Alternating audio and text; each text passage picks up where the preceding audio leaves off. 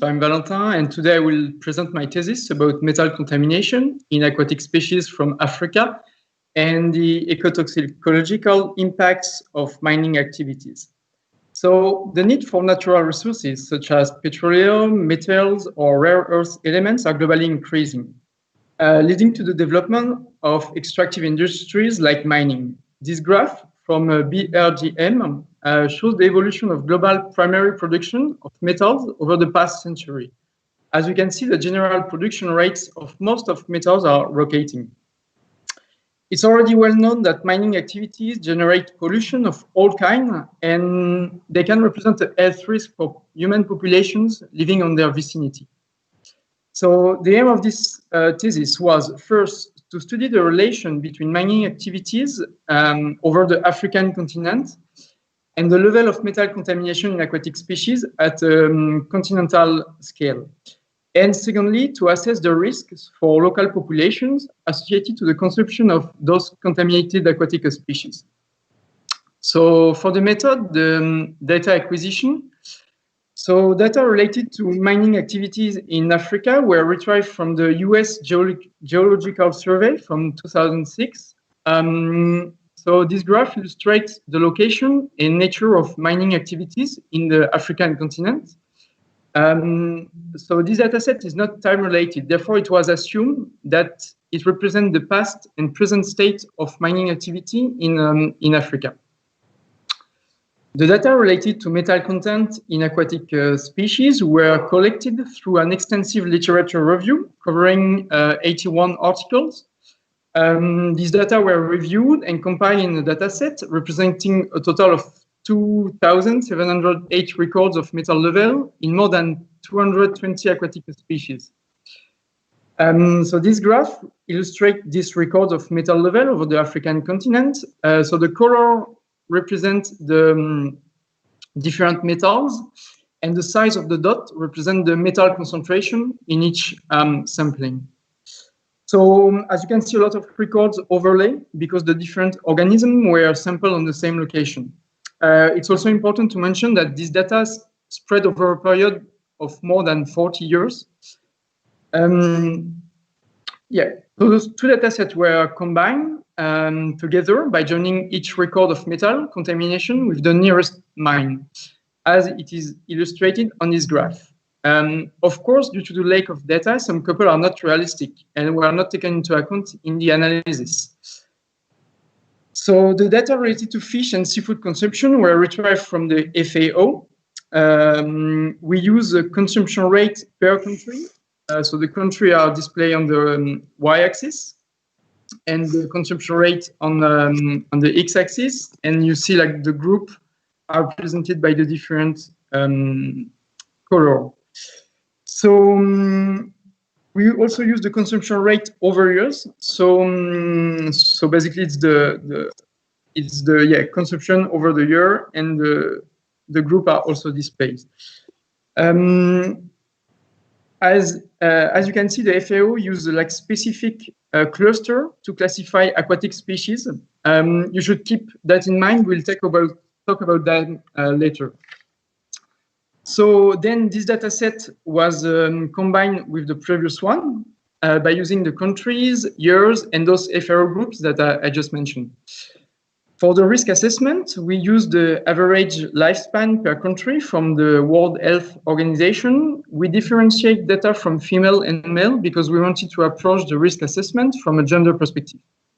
Then we added the reference oral dose for each metal from the US EPA, the average adult body weight, and we combined this data set with the consumption rate from the FAO. So the data analysis. To test the dependency between mining activities and the different metals found in aquatic organisms, we use a Pearson chi-square test and a Spearman's rank correlation to study the relationship between the level of metal and the distance to the nearest mine. To test the dependency between the different metal and aquatic organisms, we use a Pearson chi-square test. Then we use the Kruskal-Wallis rank sum test along with a pairwise Wilcoxon rank sum test to study the relation between the levels of metals and the different group of aquatic organisms. Then we use the target hazard quotient, THQ, and total target hazard quotient, TTHQ, for assessing the risk related to the consumption of contaminated aquatic organisms. And then we compare the results between female and male using a Wilcoxon-Rank-Sum test. So here is the formula of the THQ. So THQ is an indicator for non-carcinogenic risk associated to chronic ingestion of contaminated food. So as you can see, the THQ is based on a ratio between the potential exposure and the level at which adverse effects may appear.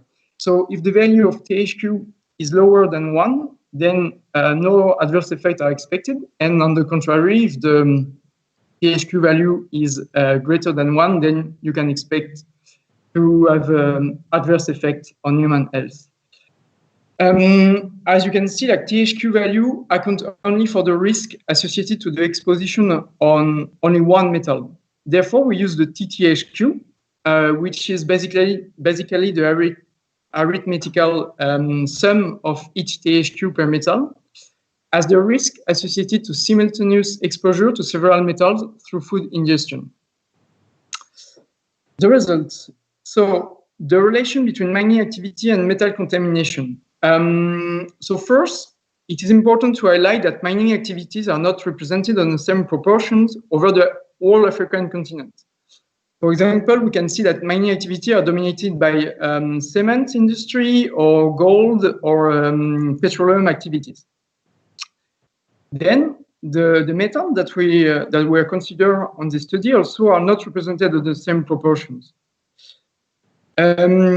So we studied the profile of the nearest mine that we have on the y-axis to the metal record on the x-axis, and we found significant differences, meaning that some metals are more associated with certain mining types. So as illustrated on this graph, where you have the metal concentration displays the size of the dot. We found significant and a positive relation also between the distance to the mine and the level of metal. However, this relationship is quite weak. We will talk about that more in the discussion. So the relation between metal contamination and aquatic organisms. First, it is important to see that all the aquatic organisms are not represented on the same proportion over the whole data set. And moreover, this proportion might change depending on the cluster we use. For example, here on the left, we can see the proportion for the FAO groups that I mentioned earlier, while on the graph on the right, we can see the proportion of the same organism, but clustered by their phylogenetic classes. So we can already see that depending on the categories we use to classify the species, our results might be very different. However, when we compare the proportion of metal within each FAO group on the left and phylogenetic classes on the right,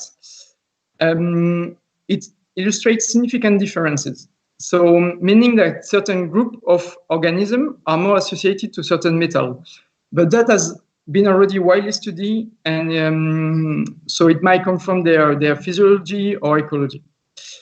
But the risk associated to the consumption of these species might change depending on the target species that are consumed by the population. The risk assessment. So the THQs for female and male over the different countries exhibit no significant difference. So you can see the THQ values associated to each metal, which are displayed with the different color, and with the different countries on the y-axis. So even if both sex does not represent significant difference, it is interesting to highlight that when we compare their TTHQ here on this graph, we can see that the different metals do not represent the same potential trait in both sexes. For example, in Morocco, for male, so cadmium seems to not account for high risk, but it's quite substantial for female in Morocco here, if you can see. And same in Egypt for chromium, where it don't account for high risk for male, but for female, it's more substantial.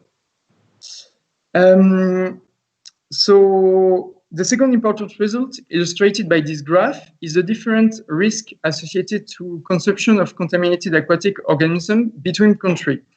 Some of them are experiencing high health risk, like Togo, Nigeria, Morocco, Ghana, and Egypt. Let's move to the discussion. So why this study?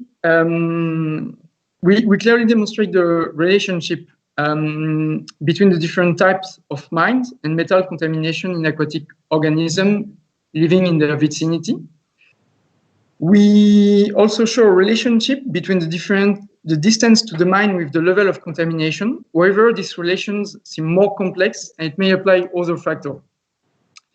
It is important to recall that we emphasize our study on aquatic organisms on coastal area, and that could constitute a bias, as well as the fact that some metals were early identified as a potential threat to human health and have been broadly studied, while other metals appear only recently as potential threat, and then there is a lack of data related to those metals. However, we clearly identified different contamination patterns between the different group of organisms. So we highlight the fact that the use of FAO groups could be misleading as they do not represent relevant taxonomic, neither ecological cluster. And finally, we are able to assess health risk for local populations associated to the consumption of those contaminated organisms, and then to establish a link with mining activity at a continental scale. However, the health risk assessment was based only on one method, the THQ and TTHQ. And it's important to keep in mind that it's absolutely not representative of the total threat that represent mines for human population living on their vicinity. Okay, so thanks for attention. And I would like to thank Professor Eva Garcia Vasquez and Alba and Pablo for their help. And also many thanks to our university community for this great experience.